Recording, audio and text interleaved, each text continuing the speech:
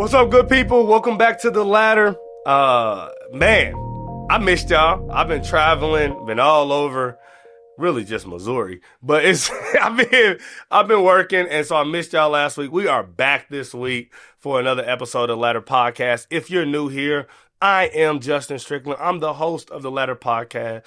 This is a community built around leadership. How we can become better leaders. How can we work on our leadership capabilities, our bandwidth, how we can expand those things so that we can impact the world. And so if you're here, I know that you want to be part of this community, and I'm glad to have you. Now, let's move into today's episode. Today's episode is all about current events. It's all about things that are going on right now, and I want to look at it from a leadership lens, and let's just dissect where people did right, what people did wrong, and how we could have done better. And so, if you haven't been living under a rock, you know that Joe Biden just dropped out of the presidential election race.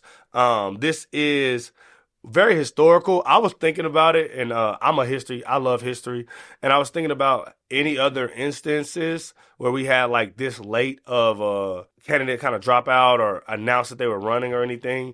And for some random reason, I had just watched a documentary about George Washington's second term, and that was one of the things that happened the second time he ended up being president, is he did not announce he was running for president. Running is used loosely back then, but he didn't announce till like September-ish that he was running for president, and so no one knew if he was going to run until like 2 months before the election.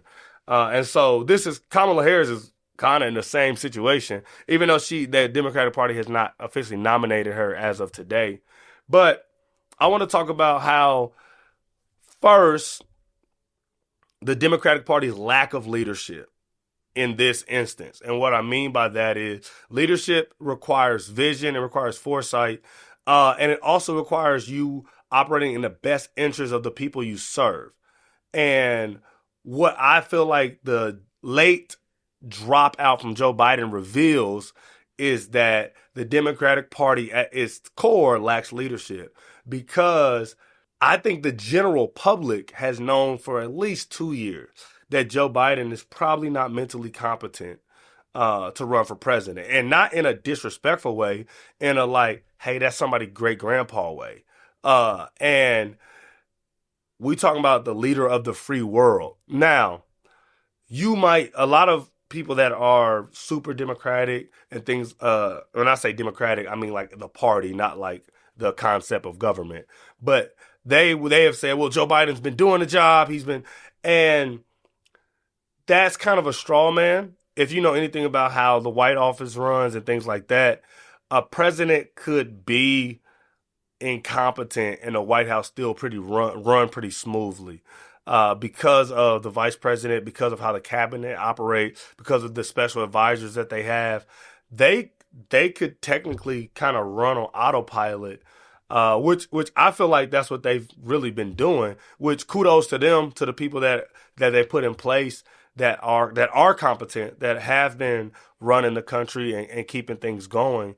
But I think the general public, people who don't spend every day with Joe Biden, people who don't see him every day, people who just see him on public appearances, not know which way to walk off the stage, right? Like, that's been a running joke for like two years, maybe 3 years, maybe even before, really, the first time he ran. His nickname was Sleepy Joe, not because he got caught napping, it's because he looked tired. Like, he looked like someone's grandparent who was tired.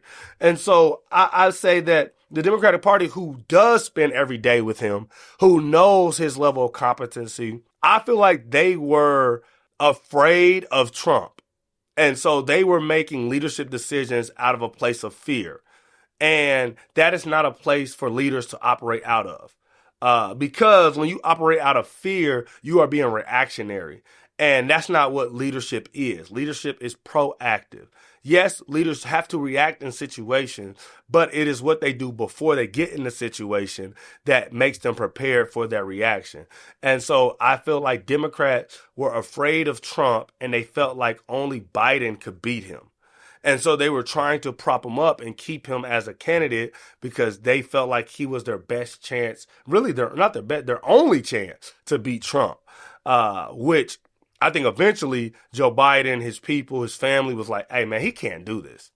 Like, we tried. We know that you got we want to represent the party. I think I saw Barack say like Joe Biden's a patriot, and I think when I heard that, what I heard was Joe Biden knows he's not mentally fit to run the country, and it would be a disservice to America for him to be elected president. What that tells me is that didn't happen this week, right? That didn't happen this month. That's something that other people have known for a while and just either wanted to lie about it, wanted to ignore it, act like it didn't exist, or were hoping it would change. Which, if you've been around any kind of older people, elderly people, as they age, they never get sharper, right? Like, as when they start to fade, they just start to fade. My grandpa had dementia, and once it set in, like he never got sharper. He would have moments where you'd be like, oh, there he is. He remembers my name. He remembers who I am. But it never was like, hey, Papa been remembering stuff for like 2 weeks straight. Like that's not how our brains work. That's not how the human body works. And so I think the lack of leadership for the Democrats, what it created was an opportunity for the Republicans. And Donald Trump, to his credit and to his team's credit, did a great job on pressing on the ideal that Joe Biden is not competent. And what it did was it made people who were on the Democratic Party side have to argue something that they knew wasn't true, which produces distrust in the people that are following you. So we see Joe Biden, the public. Let's just go as recent as the debate. Even though, like I said, I think it's been at least a year and a half, 2 years. As recent as the presidential debate. You watch the presidential debate. You see Joe Biden not be able to answer questions, stumbling under his words, mixing up answers, saying one thing, coming back to him saying something different. He was doing that during the presidential debate. And then the response from the internal response that I heard from the party was his team gave him too much information. Well, here's the issue with that response is if he's running for president, his job is to process the most information in the world and to make decisions. If he cannot process information for a debate, why would we elect him as president? And that's why I say there's a lack of leadership internally in the Democratic Party, because they were so afraid of Trump that they would not look at the Biden situation in and of itself in a vacuum. They were looking at it as like, who can beat Trump? He beat him once. He can do it again, rather than who is most competent to lead our party. Those are two different questions, right? Those are two very different questions. And the second question is the one that good leadership asks. Who is the most competent to lead not only our party, but this country if elected? And even if that means we might lose, what it also means is if we win, we have the best chance to impact the people that we say we want to impact, right? So those are two different questions. And what the lack of leadership has done is the American people suffer. And what I mean by we suffer, and I'm not taking a shot at Kamala, what I'm saying is she did not get a chance to run a real presidential race. Like, even, and the Democratic Party has an announcer, even though I think she's going to be announced sometime soon. She raised almost $100 million in 24 hours. Crazy. Which I'm like, bro, if she can raise that much money, but you can't subscribe to come on. Never mind. That ain't here nor there. That ain't what we're here for. But she was not given an opportunity to debate, to hit the campaign trail, for people to really know. Like, I asked 10 people from all different walks of life who have varying levels of political knowledge and involvement, what exactly does Kamala really stand for? And nobody really had an answer, which I think is fair to her as vice president. Usually you don't know where vice presidents stand on issues because that's not their job. But what's unfair, the reason American people have to suffer is now we have to cram, right? Now we have to stay up all night studying where she is on different issues, what she believes, and what she's running on, what's her platform. When those things could have been announced 2 years ago, when the Democratic Party realized Joe Biden wasn't going to be competent enough for another term, right? And so we suffer, American people suffer, because we have to really like cram, study, figure out where she is. Kamala suffers because she doesn't get to run a traditional race, which honestly, maybe some good and bad to that. Maybe the Democratic Party would not have chosen her if they had more time. And so it might be this was the only way. Maybe Biden waited this long to force the Democratic Party to nominate her. I'm not behind the scenes, but I did watch a lot of Scandal. I know stuff like that happened. And I think Donald Trump suffers. So hear me out. Donald Trump's entire race, right, has been twofold. He's been speaking on the issues he supports, but a lot of it also has been him pressing on, hey, you should vote for me because Biden's incompetent. Like, point blank period. If you watch the debate, a lot of the debate was like, hey, I took a competency test. I took an IQ test. Aced it. They said I was the best one ever. And some of that is Trump. It's hyperbole. I know. But a lot of his debate kind of foundation was like, hey, look at him and look at me, and you tell me which one of us is more ready to run the country. Well, Kamala is like 20 years younger than you, Donald. So you can't use that kind of pushback on the other candidate anymore. And I think it hurts him in the sense where people that were going to vote for him because Biden was incompetent now might not vote for him because they have another candidate. And so instead of him securing those votes through just his platform, just saying, hey, you should vote for me because this is what I'm going to do. This is what I believe in. This is where I'm at as a former president. I know what it takes. Like, instead of him building a fan base off of that, I'm certain he built a fan base off of, hey, you can't vote for him, right? Like, and I've heard people say, like, bro, I really don't want to vote for Trump, but I can't vote for Joe Biden. Like, I just can't. And so now that there's another candidate, I think that Trump is going to lose a lot of those people. And like I said, I'm here to talk about leadership. I'm not here to talk about politics. I don't know if that falls on him, and if that's not necessarily his fault or his doing, which is part of leadership. Honestly, when you're in a leadership role, there are a lot of things that you can't control, that you have to respond to, that you have to have plans for. And I'm interested to see if the Republican Party is gonna when the Democrat Party announces, I'm interested to see if the Republican Party has some stuff ready for Kamala. Like, hey, we knew she was. All right, bet. This is why you shouldn't vote for her too. You know, like so, that kind of thing. Which will be interesting to see. And so, fast rewind. From a leadership lens, how could this have went differently?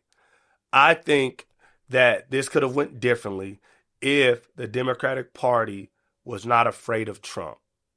And they went internally in their party and they researched and they sorted through with a fine-tooth comb who are the best candidates from our party to lead this country. And they went from that. Because I think that if they went from that lens, whoever they nominated would have had just as good of a chance, if not better, to beat Trump than Joe Biden did. I think that because Joe Biden beat him already, they just assumed he could beat him again. And they were trying to ride that coattail, which happens. In sports, it happens all the time, where a coach wins one Super Bowl and that buys him his job for the rest of his life, right? But basically, he's riding on the results that he had years ago. And the Democratic Party, I think, was banking on that with Biden instead of taking a step back, looking at the organization and finding the best man or woman for the job. They just said, let's go with who's already done it, which can and is a faulty way to lead. We know this from being younger. If you are in millennials and you're a part of organizations, you see this all the time. You're like, bro, why is she in charge? Why is he in charge? They obviously don't know what they're doing, or they obviously are doing things that don't work anymore. And usually the answer is because they've been doing it. What you mean? They've been doing it for 15 years. They've been doing it for 20 years. And millennials will be like, man, that don't make sense. Gen Z is like, nah, we ain't going for it. Gen Z be like, nah, that's stupid. We're not going for it. But millennials are more like, I guess, but that don't really make sense. And so I think we all know just because you've been doing something doesn't mean you should keep doing it. And you have to keep producing. You have to keep making impact. You have to keep getting results uh, in a way that shows that for the future you're still the best option. And so I think when we talk about leadership, the majority of leadership is vision. Is, hey, what can I do today that over the next 4 years, 5 years, 10 years is going to make the most sense? And I feel like the Democratic Party really lacked some foresight and courage in their vision casting, which I think is unfortunate because I I don't know who I'm voting for. And like I said, that's not what this is about. But I would have loved to see Kamala have a real run. Like, get on the campaign trail, hear what she has to say, see the attacks against her, see the rebuffs. Like, I would have loved to experience that. A black woman running on a major party with a real chance to win. And I know she's multiracial, she's black, she's Indian, um, American, but and I think that would have been historical. Like, and I mean, it would have been historical. It would have been interesting time in our country to see that, and that was robbed from us because of the Democratic Party's lack of foresight and courage. And so, as leaders, as I wrap up, as leaders, your job is to have the most courage in the room. When everybody else is afraid of change, when everybody else is afraid of moving forward, when everyone else is afraid of the future, it is your job to have the most courage in the room and say, this is what we're going to do because this is what makes most sense tomorrow. I know it's scary today.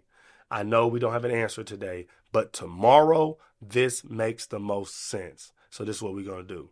That's your job. And so I encourage you leaders to do that every single day, even if you don't get a lot of applause for it, even if you're the only person that sees it, even if you're if people talk bad about you, whatever the case may be, if you truly believe that this is the right thing for tomorrow, then do that today. And drop a comment. I want to know what you all think. I'm expecting some. I'm interested to see what you all think about this from either side. If you think this is the best thing to ever happen for the Democrats, if you think this really helps the Republicans, let me know because I think it's a lose-lose for everybody. But I would love to hear your thoughts on it. And so drop a comment, share with somebody, and help this go viral. You feel me? Like, let's talk. Let's have a conversation. Shout out to Crew Excellent. I love y'all. If you haven't noticed, new merch alert. It's in the shop. You can cop it. It's shipped right to your crib. Come on, man. Come shop with your boy. And until next time, I'm going to holler at y'all, man. Peace.